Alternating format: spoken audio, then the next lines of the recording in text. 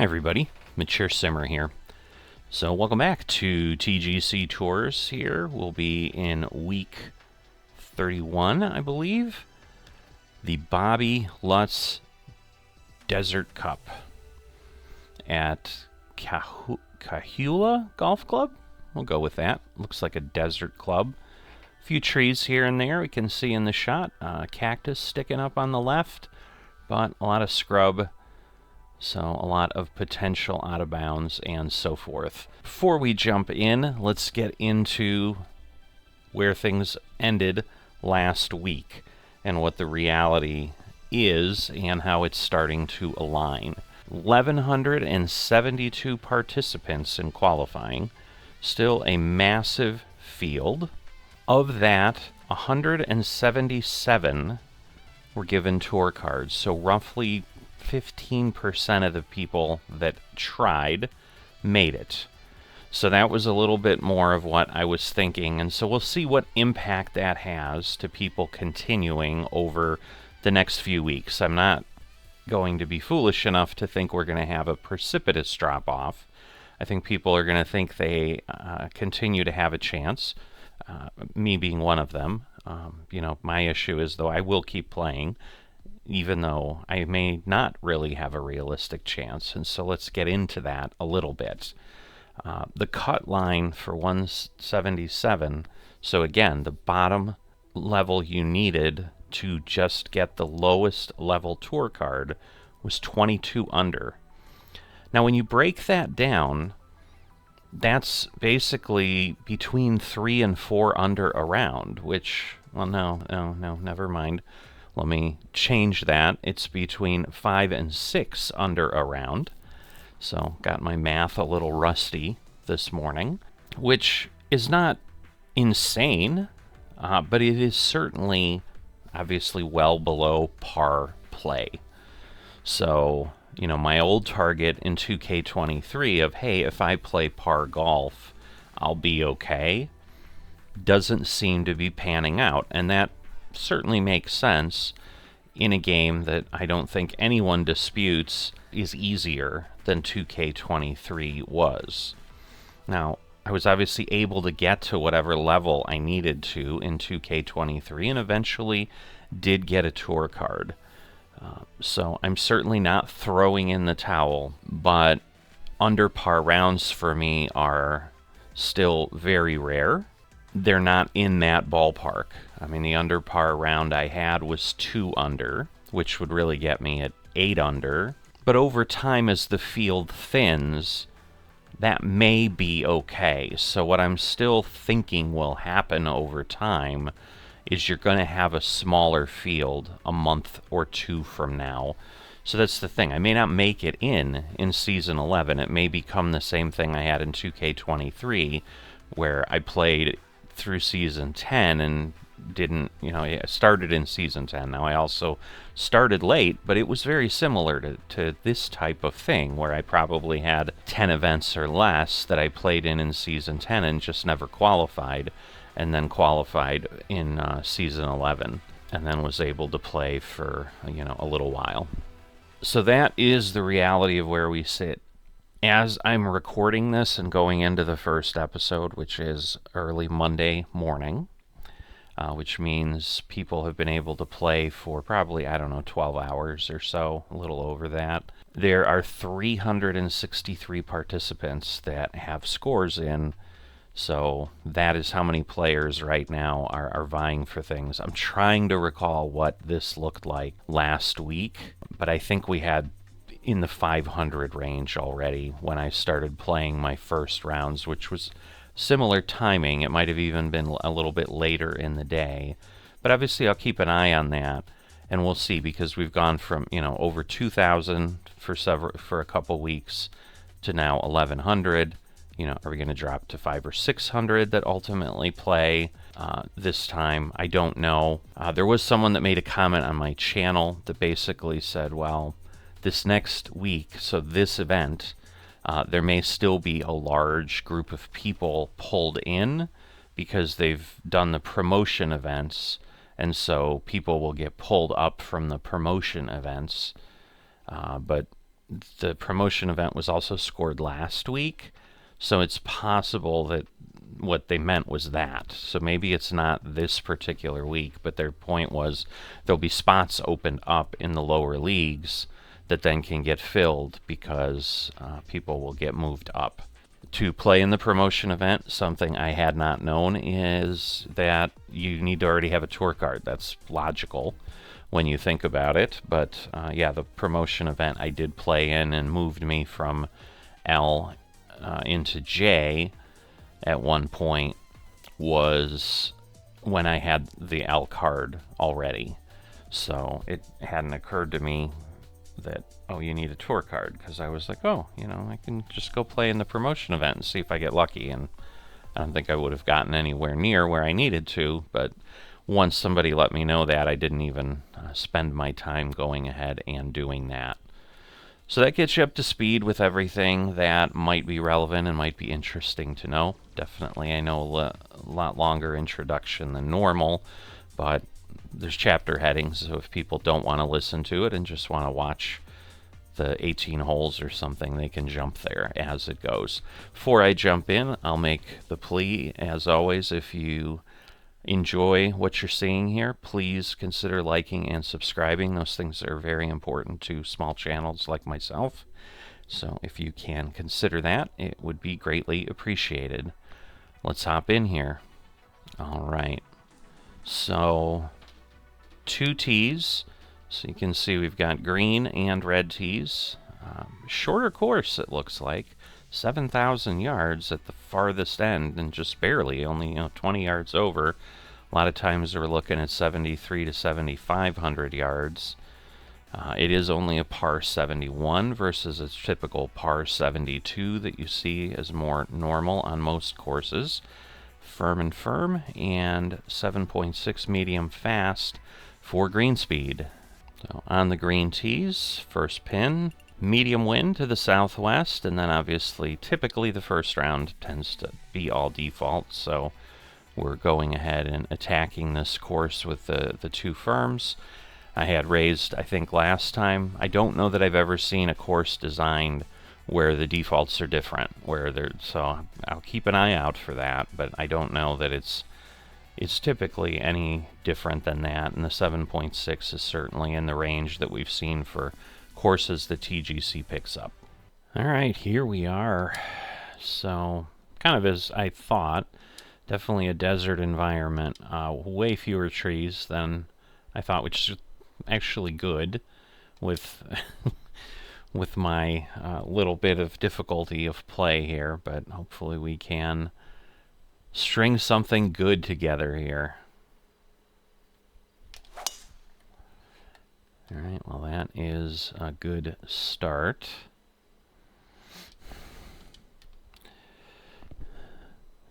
So let's see. We're going to get some distance. It's going to land. It's going to go downhill. So let's see if we can hold the green. That doesn't seem... Yeah, I don't know why. My rhythm should have been fine. So that's, again, unfortunate, where I was like, yeah, I'm in great shape, and then that happens. Alright, 91% is good, because I knew I needed a couple yards less. A little further than I would have liked, but let's see if we can leave with a par. Maybe. Alright. Again, it doesn't get us to 5 under with just a bunch of pars, but it certainly helps if we're not starting with a 1 over. So, on to hole number 2. 457 yard par 2. Tailwind. Alright, a little bit closed, but decently in the fairway still. 153 yards. We've got wind up. It's going to bring us about 7 yards up. We're also losing about 10. So that's going to put us basically a net of 3 down, so I'm going to just stick with what I've got. Ah! Executing is what it's going to take. See, I think I might have been in an okay spot, but... Alright, well, we're going to try the pick. I mean, it got... Oh! Much better result than I expected. I figured, well, 4 yards short, then it's landing, so... Alright. Oh boy. Whew.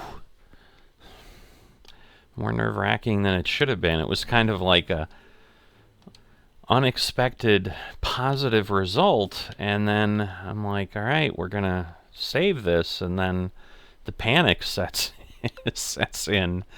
All right, I don't want to hit too far. So yeah, we're gonna try this. I'd rather be on the green and a little short. Oh my goodness. I was really like, oh, I don't want to not go over. Ooh. The course is being much more forgiving to me than I deserve. That is for sure. Yeah, I'm gonna hit 28 and let things maybe go from there. All right, nicely done. Alright, maybe I could have gone with a 31. I just didn't... I knew I was downhill a bit, and I didn't want to run into... a little weak as well. I mean, it was strong enough, but... And again, where I'm not getting really close, like I can only maintain the par for so long. But yeah, it's definitely the quality of swings that is going to make or break me on the tour. So I need to get a lot more consistent with that.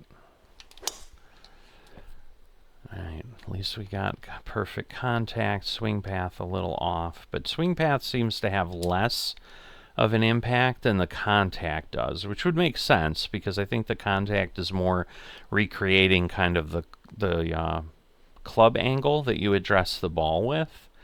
Oh boy. Alright, so we're going to do a choked approach here. I think that'll work out. Alright. Not bad. Alright, I'd say that was good. See, if I can get shots like that, that's what I really need to be striving for significantly more often. Wow, that still moved a lot. So these greens are not to be trifled with, that is for sure. You know, and it's hard to tell because the really good players, you know, I've got the TGC boards over on the side screen. Their first rounds are still 14, 13 under, 12 under for the top 6. So they make every course look like, yeah, everything's equal, but they're not. You know, and I guess that's part of the challenge then is clearly they make it that way for themselves when they play, and you know, what can I do to achieve that same thing? Oh, I hate it when it's that 15 up, because we're losing 13. So again, maybe the choked approach will be enough to get me close here. A little bit closed. Alright, we're still on the green. But distance-wise, I think, you know, not a bad call. I think you straighten that out. Don't hook over, and you're maybe a little past the hole, but not much. There's a lot going on here. And it's slightly downhill, too. Wow. So it's not, like, huge downhill. Come on. Oh, so close. So close. Don't. Alright. I mean, again, some of it is baby steps, you know, thinking that I'm going to go from 17 over that I had last event to suddenly 20 under in 1 week, you know, is probably, like, again, it's not probably, I mean, let's, you know, some of that is, yes, I try to be optimistic in what I'm saying, because I don't think people want to listen to someone who's grumbling constantly. You know, that certainly wouldn't be something I'd want to watch a whole lot of. Try to figure out, we're gaining, I think, again, we're gonna choke up here. There's a lot of choking going on, just hopefully not the kind I really want to stay away from. Urgh. Yeah, that was a little bit less than optimal. All right, let's see. We're gonna put a little backspin on. Ooh, darn. Well, we got out, but I was trying to do a little bit of a partial. I didn't want to do the full swing, but I think it ended up biting me on that one. Oh well. Now we'll do the full super flop. Oh wow, it almost rolled in. It's going to be rare. You know, someone did comment on the last week. They love the super flop, but the likelihood of holding out with it is very low. And I agree. My response to them was, yeah, but I'd rather do that than do a regular flop or some other shot that then I end up 40 yards from the hole, and then I two-putt or worse, and I end up, you know, I still end up better doing the super flop and not going in and having to just hit a little shot like that than I do doing something else and then hitting 2 strokes or 3 strokes after. So I still think it's a better shot and a better tool in my repertoire. All right, I think this is the first par 5. Everything, I'm getting like 3 perfects. Done that like 4 or 5 times. Different, you know, they spread around a little differently. But, yeah, that time, as I said, the contact, I think, has the biggest effect. All right, so we're going to gain 4, but we're going to lose about 7. I don't know that I want to lose 10. I'm going to give this a shot, and it, you know, probably be above the hole on the green. Let me take a quick peek. It's hard to tell. Am I down? There's a big hill, yes, but I mean, again, if I'm short, I'm falling off. You can see what happens there. I think that this will be a better play. No, you do that, it doesn't matter. I didn't even look at that side of the green. Stop. Thank you. All right. All right, we're just going to get ourselves close. It's kind of both ways. This is an S-curve putt.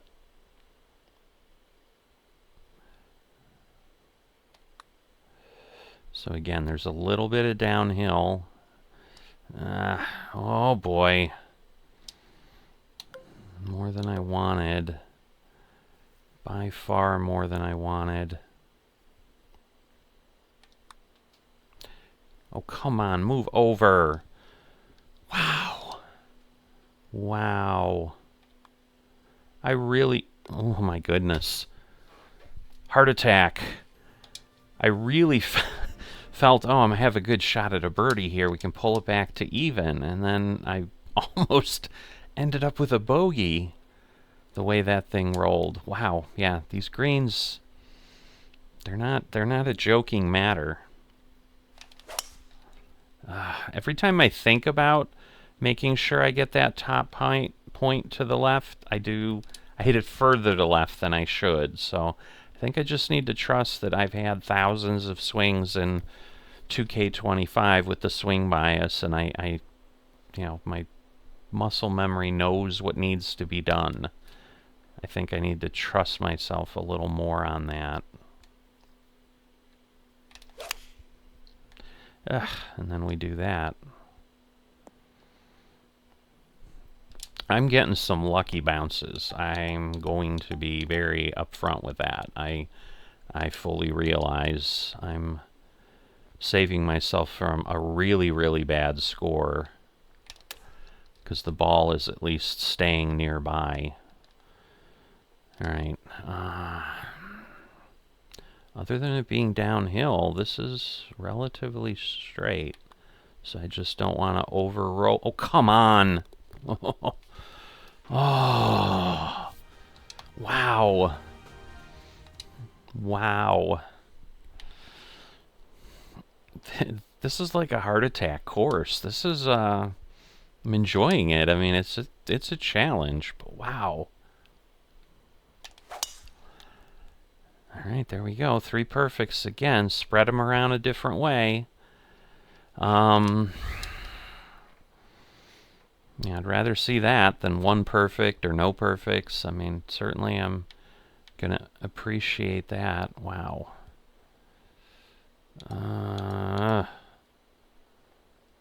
What do we do here? Yeah, maybe we do exactly that. We just check up a bit.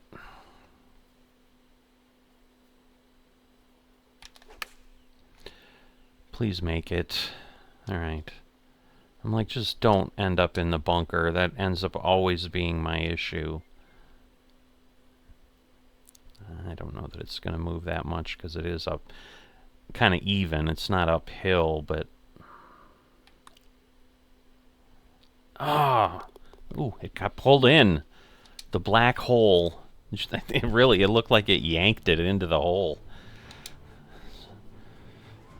Just like that old, I don't know if it was Street Fighter or Mortal Kombat, but she had that one guy that, you know, he'd have that move and he'd yell, "Come here!" Kind of felt a little bit like that. Scorpion or something was his name, I think. And it'd be like a move and it would drag you close, and then he'd give you a huge hit. Felt like that. 2 perfects, not 3 this time. But we're in the fairway, and that's good enough. This definitely is a wider course in that regard, so there's definitely more forgiveness that I'm running into. I think we're going to go over more than we're going to go up. Ooh, we got a little bit of a lie. Maybe we're on target. Oh, not quite as on target as I thought, but way further than I thought. So that did not work out, even with the choked approach. Okay, I thought there was that it suddenly fell off the hill right before the hole. It does not. So should be just a putt.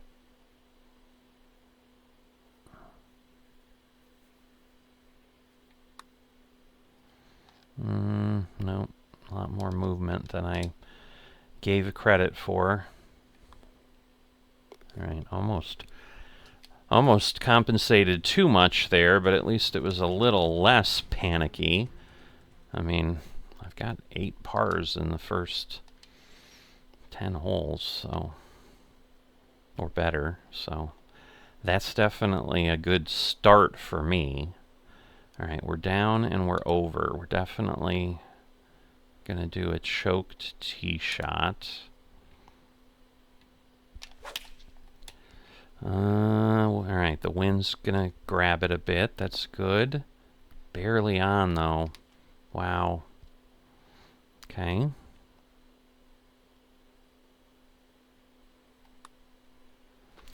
Coming back, but is it gonna work? Not quite. Oh boy. This is not a gimme by any stretch. Wow. Nope. Darn it. Ugh. Alright. Like, hopefully we can make this one fall. So, I am struggling. Now, You Stay Classy San Diego, or whatever their name is, they're not on the leaderboard that I'm seeing, but maybe, again, because I'm looking at, oh, stupid me, duh, I'm looking at qualifying. I guarantee you they're on the tour somewhere.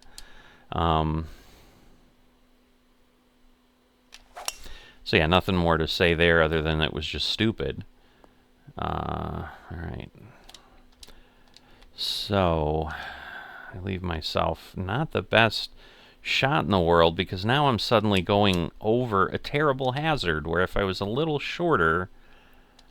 I don't know. Should be alright, though. Alright, we're on, but long. But again, if we were any shorter, we would have landed in the sand. I mean, it was just the rollout was the problem. This is downhill a lot, so it's going to move, because I got to tap it lightly. So it's going to break, but not as much. Alright. Not as much as I thought. Again, grinding out a par. I gotta stop. I've got to change that dynamic if I want any hope. I've got to get my approaches closer. God, look, you can see that overhead shot was perfect. I mean, you can see it here, but there is no smoothness to these fairways. So you just don't know what the ball's gonna do. Because every few... Oh my goodness, that is not the result I wanted. Not at all. Wow. And that also starts to happen, I notice, as I get later in the event, and it's again, it's illogical that, you know, in just a few holes I would be getting tired. I mean, I suppose there's a little bit of that going on. Nah, we're not gonna push it. This is again where old me would be like, oh, I need to get more yardage. A, I don't know what the lie is, but second, that lip is a bad option. So on a much lower arc out, I'd probably hit it, and instead of going nearly 200 yards, I'd go like 20.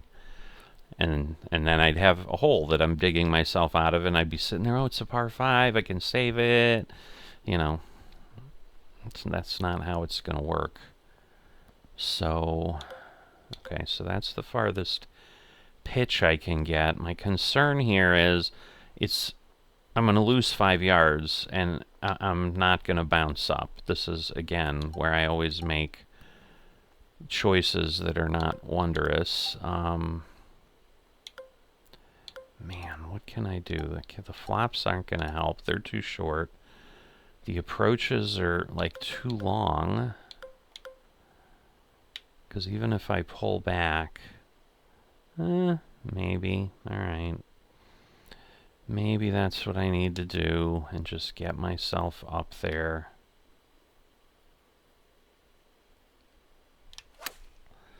And 80%, a little high, but we're there as opposed to being short and being way, way, way off.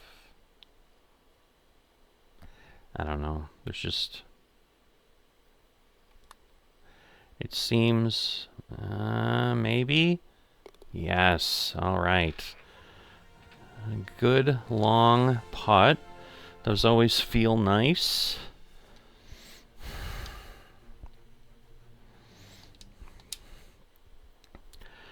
So I'm going to acknowledge the elephant in the room, because I think I've got a few regular viewers, commenters that are going to make the comment anyway. And I'm going to acknowledge the fact that I realize it, because, you know, that's what they're pushing me to do. I think some of the feedback I'm going to get is the results I've had thus far. I mean, again, am I going to jinx myself and totally fall apart in these last 6 holes? I don't know. I guess 5 holes it would be. There's been a question about pace of play at times. Like, you know, if you took a little bit, like, looked at where things were going to land, like, definitely on that one hole, I was really looking at the green. Oh, if I go too far, like, yeah, I'm going to have a downhill, but if I hit short, I'm going to really be in trouble, so I need to make the choice to go further. I do try to make those same determinations. It probably was a little bit more deliberate. I don't know that I would say my process changed that much, But I think viewing this, people are going to say, yeah, you had a better round because you did what we told you to do, which was like play golf versus just get up there and hit. So I'm going to acknowledge the fact that I realize that may be part. Oh gosh, and I saw that. I was like, the wind might move it. Either way, I mean, I'm not going to chip. This is definitely a super flop with because it's heavy rough. I'm going to go up one. It was lying back so hard, I just kind of realized that after I hit it. So shame on me. I probably turned into something that I could have had a much better result. Alright. Man, that would have been beautiful if it had fallen in, but it didn't.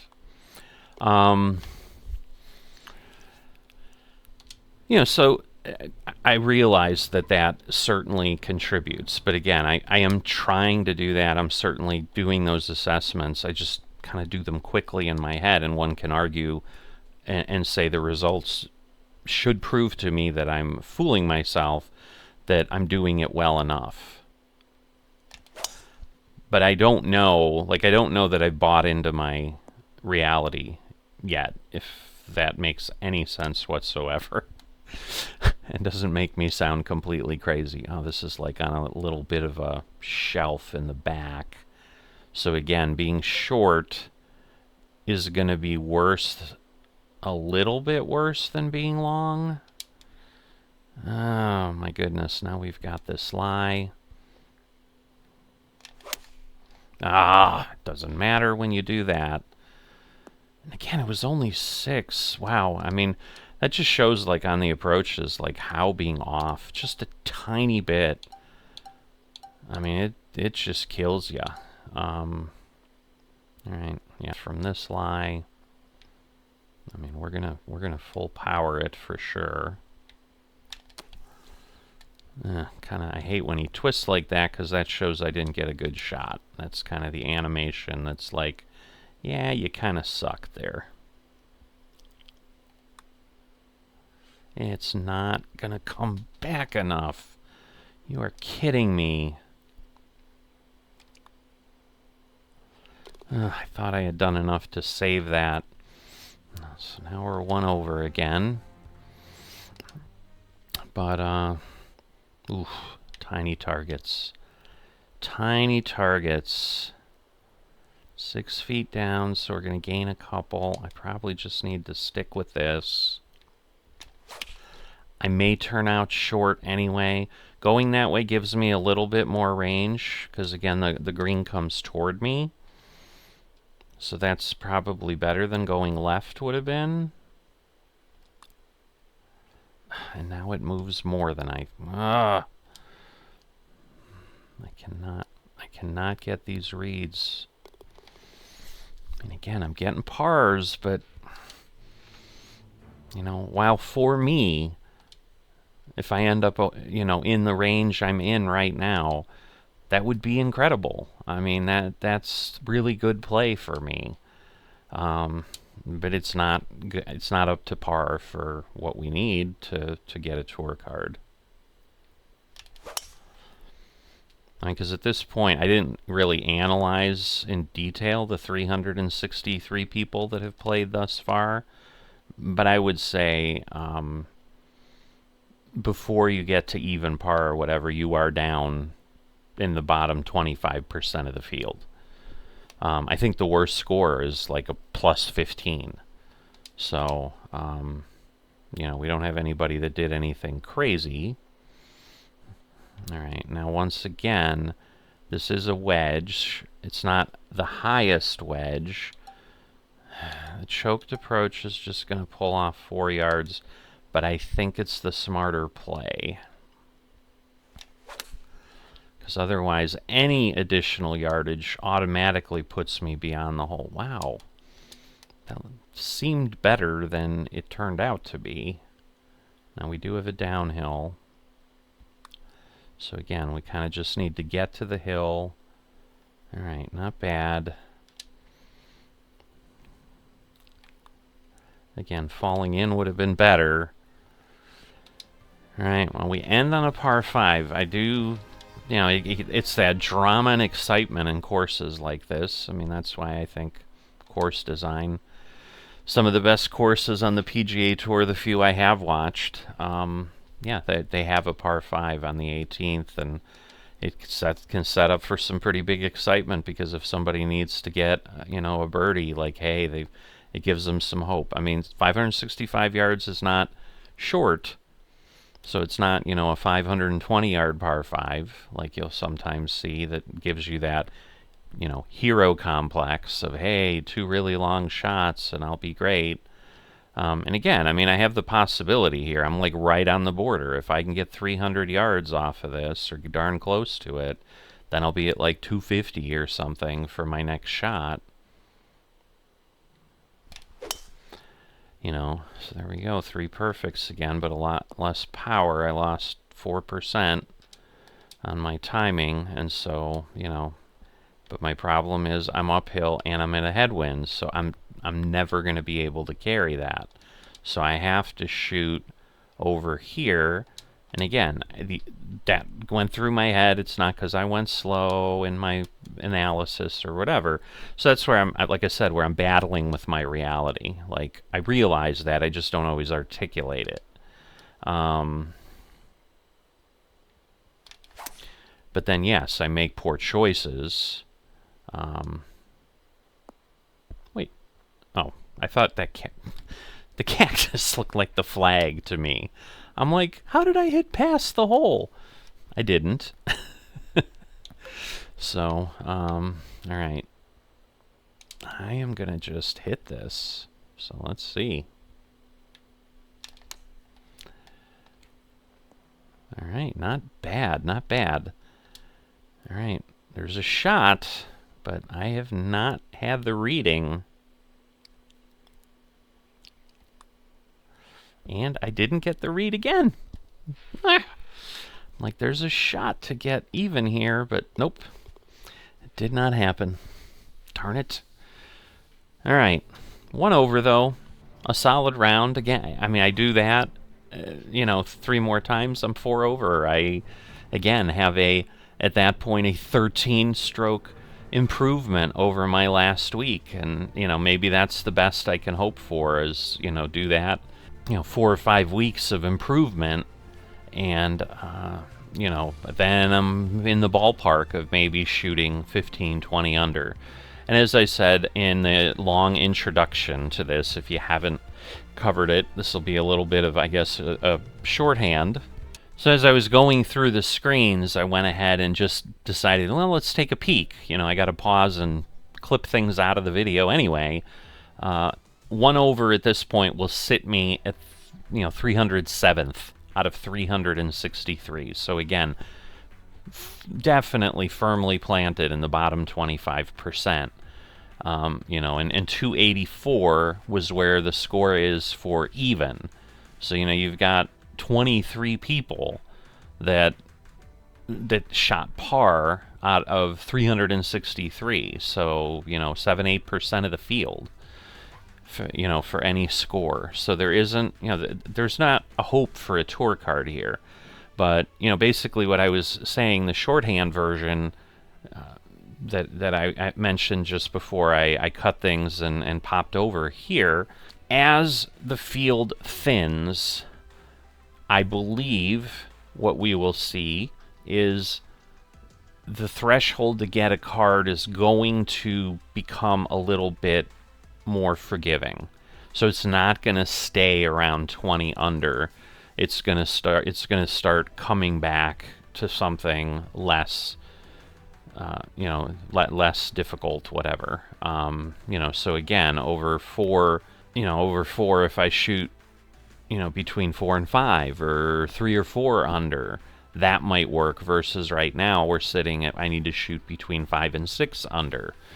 You know, but again, you drop 1-2 strokes around, you know, that's significant for someone who's you know, pushing like I am, where I'm just fighting to stay on course and so forth. But I think, again, a 1 over is a solid outing for me.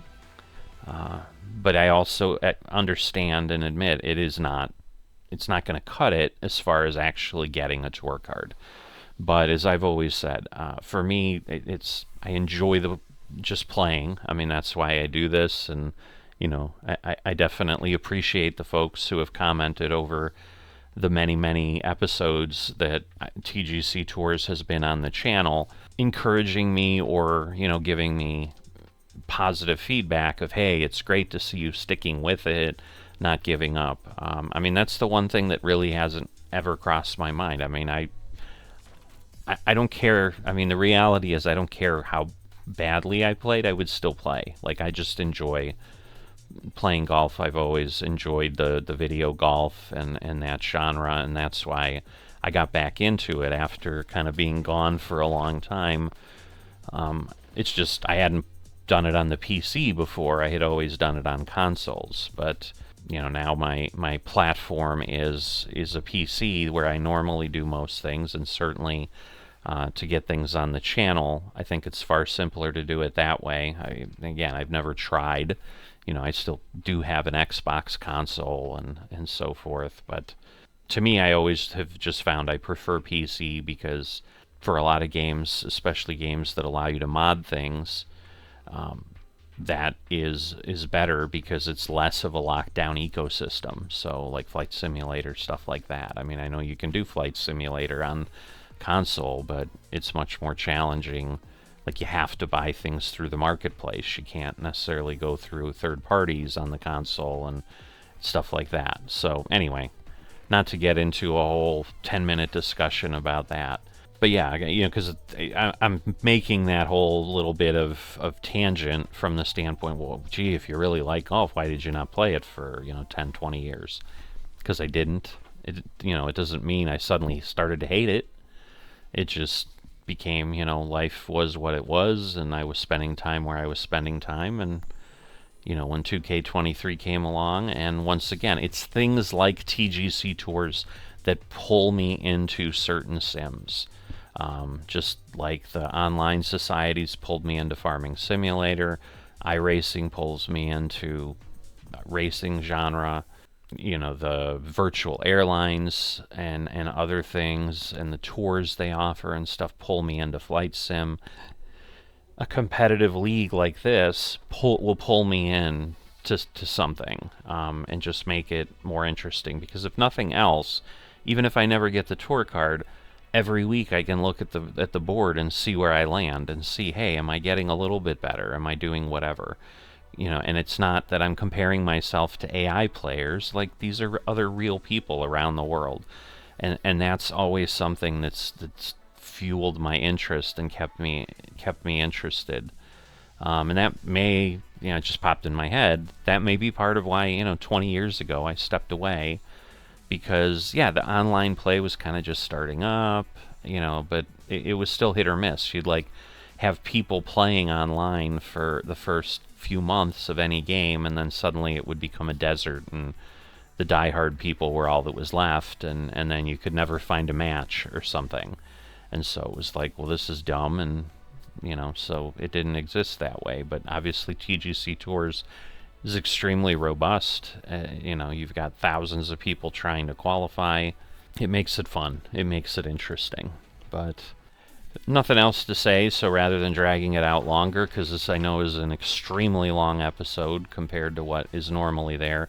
So if you have made it this far and if you've watched it all, thank you from the bottom of my heart, because it's those kind of people that help out and let me do a little bit more and let me do some things. I mean, I certainly could not make a living off this channel, not that I'm ever really looking to do that, but the little trickle of income that comes in does help sometimes to make it easier to say, I'm going to try this game that I wouldn't normally spend, $20 on, but hey, I got, I got $20 from YouTube last quarter, so I'll reinvest that into just sharing some enjoyment with people. So those things definitely help. And so obviously the more time you watch, the more ads you theoretically sat through, which is how how YouTube provides any of us content providers with income or something. I mean, there might be other options. Maybe I'll take a look at things. There's a retired guy I watch that keeps talking about super thanks that people are giving him and whatever, and it's just, I guess it lets people send money as opposed to, hey, you've got to get enough view time to earn X amount off of ads. Maybe that's a way to get a little bit more funding into things. But like I said, that's never been my goal of this channel. It's always just been, hey, I'm doing this stuff anyway, let's share it with folks, and if people want to follow along, you know, that's a wonderful thing, and it creates a community, because I do love to get feedback from people, chat with people, just engage with folks. So keep the comments coming, certainly. And like I said, while it's not my intent, I know in some cases, maybe as direct as I am in some cases, it may come across as I'm dismissing comments in some cases, like it doesn't matter. I'm just explaining what my reaction to it is. It doesn't mean stop commenting if you're being critical or whatever. I mean, that's how things improve. You know, I guess the thing that I can help is people who get frustrated, who suddenly feel like, you know, they're not seeing the results that they feel they should see, because even though, you know, maybe I listened to them because I half took it to heart, and I'm just talking specifically again about, oh, play slower, pay attention to what you're doing, and your scores will improve. And I'm basically, you know, somewhat dismissive of how much of that is really happening that it wasn't already happening, that I just wasn't commenting about. They're completely valid points. Yes, if I ignore what's going on the course, obviously, you know, it'd be like playing the game with my eyes closed entirely. I'm certainly not being that unaware of the environment, but engaging with folks is great, and people who spend more time here, it just, you know, that's how it works out in the YouTube ecosystem, is the more regular viewers who keep coming back, who watch, who like, and so forth. Those things all help with how the YouTube algorithm and the AdSense stuff works together to make it easier for us to spend time and do things here. You know, because there's definitely some income I've gotten. You know, I think I've probably only made, you know, $200 or $300 over the course of this whole endeavor. But I've probably, you know, taken most, if not all of that, and ended up bringing some things to the channel that I probably wouldn't have even looked at otherwise, because it's like, you know, I got $50 extra from there, and this is intriguing enough, we'll try it. And some things work out, some things don't. This is definitely one of those that did work out. But yeah, I mean, I'm not naive enough to think that I'm not going to draw an audience like the great players who play really well, because they're probably frankly more fun to watch than just a guy who's just busting his butt trying to do well, but not able to achieve it. But I do think there's an audience out there for just regular average Joes who are trying to do the best they can, because there's probably more of us out there than the elite folks. So, you know, at some point watching someone do something at a level you'll never be able to achieve, it's interesting, but it's not always compelling to, like, I'm going to spend, you know, years watching this individual. You know, people would go and, hey, wow, and I'm hoping we get a little bit more engagement here because of my mediocrity. So that's my sales pitch to you. Anyway, enough of that. Thank you for being here, and I will see you next time.